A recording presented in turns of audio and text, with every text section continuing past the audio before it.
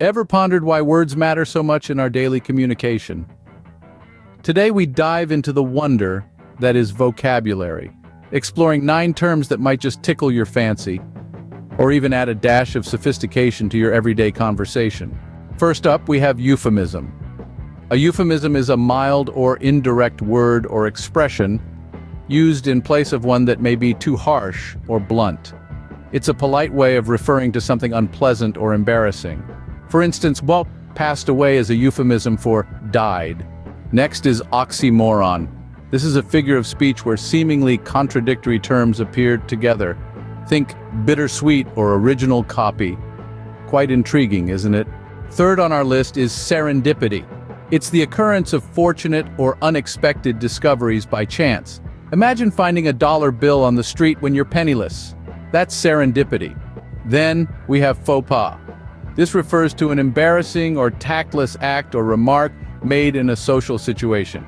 For instance, forgetting someone's name or calling them by the wrong name is a faux pas. Moving on, we have facade. In the literal sense, facade refers to the front of a building, particularly an imposing or decorative one. But figuratively, it's used to describe a deceptive outward appearance. A person can put on a happy facade while dealing with internal struggles. Next, we have gestalt. This is an organized whole perceived as more than just the sum of its parts.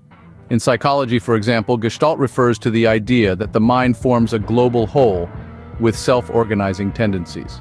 Seventh on our list is oblivion. This is the state of being unaware or unconscious of what's happening around one. It's like being in your own world, oblivious to your surroundings. Then we have nirvana.